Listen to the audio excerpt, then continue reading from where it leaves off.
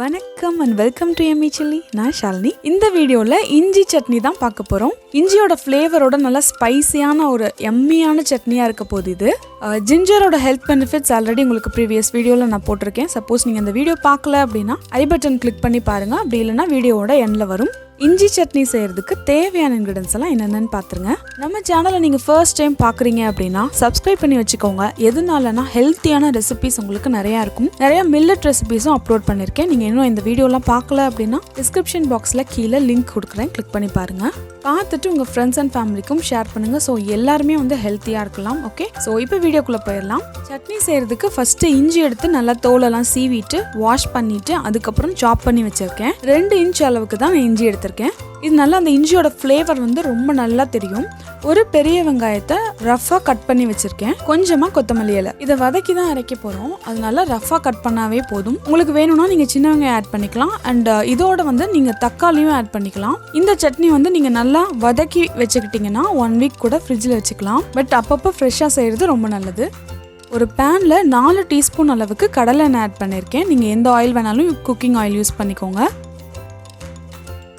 அதில் 2 டீஸ்பூன் அளவுக்கு கடலைப்பருப்பு, 2 டீஸ்பூன் அளவுக்கு உளுந்தம்பருப்பு,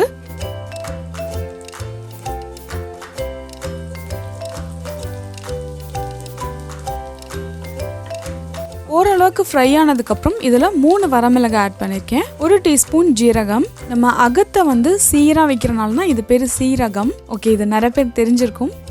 ஸோ இது எல்லாமே நல்லா ஃப்ரை ஆனதுக்கப்புறம் இதில் கட் பண்ணி வச்சுருக்க இஞ்சி அண்ட் அந்த வெங்காயம் 2ஐயும் ஆட் பண்ணி லைட்டாக ஃப்ரை பண்ணிக்கலாம்.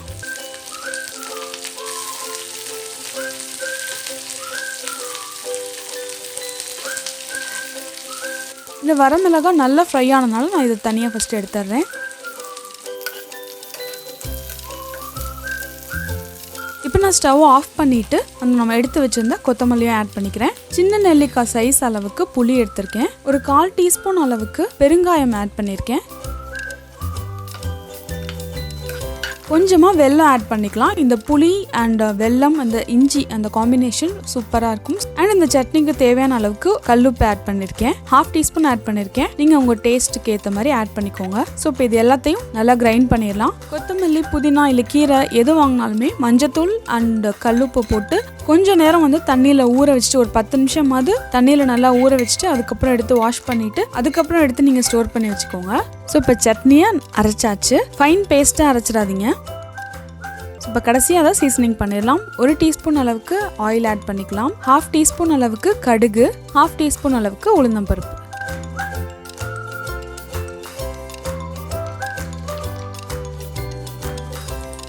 கொஞ்சமாக கருவேப்பிலை போட்டு எல்லாம் நல்லா பொரிஞ்சதுக்கப்புறம் ஸ்டவ் ஆஃப் பண்ணிவிட்டு நம்ம அரைச்சி வச்ச அந்த சட்னியையும் இதில் ஆட் பண்ணி நல்லா மிக்ஸ் பண்ணிடுங்க. அந்த பேனோட ஹீட்லேயே இது கொஞ்சம் இருக்கும். ஸோ இது ஃப்ரெஷ்ஷாக நீங்கள் அப்படியே சாப்பிடலாம். சப்போஸ் உங்களுக்கு நீங்கள் ஸ்டோர் பண்ணி வச்சு சாப்பிடணுன்னா இன்னும் கொஞ்சம் நல்லெண்ணெய் நல்லா ஆட் பண்ணி திக்காக ஆனதுக்கப்புறம் நீங்கள் அதை எடுத்து ஸ்டோர் பண்ணி வச்சுக்கோங்க. ஆறுனதுக்கப்புறம் ஃப்ரிட்ஜில் ஸ்டோர் பண்ணி வச்சுக்கிட்டிங்கன்னா 1 வீக் வரைக்கும் நீங்கள் இதை யூஸ் பண்ணிக்கலாம். டைம் சேவ் பண்ணோம் அப்படின்னா இந்த மாதிரி நீங்கள் பண்ணிக்கலாம். இந்த இஞ்சி சட்னி உங்களுக்கு கண்டிப்பாக பிடிச்சிருக்கும்னு நினைக்கிறேன். வீடியோ பிடிச்சிருந்தா லைக் பண்ணுங்கள், உங்கள் ஃப்ரெண்ட்ஸ் அண்ட் ஃபேமிலிக்கு ஷேர் பண்ணுங்கள். அண்ட் இந்த ரெசிபியை ட்ரை பண்ணி பார்த்துட்டு எப்படி இருந்துச்சுன்னு உங்கள் ஃபீட்பேக்கையும் கீழே கமெண்ட் செக்ஷனில் கொடுங்க. எம்மி சில்லி சேனலில் ஃபர்ஸ்ட் டைம் பார்க்குறீங்கன்னா மறக்காமல் சப்ஸ்கிரைப் பண்ணிவிட்டு பக்கத்தில் இருக்க நோட்டிஃபிகேஷன் பெல் ஐக்கானையும் கிளிக் பண்ணிடுங்க. ஆரோக்கியமான உணவை அறுசுவையோடு சாப்பிடுங்க. தேங்க்யூ.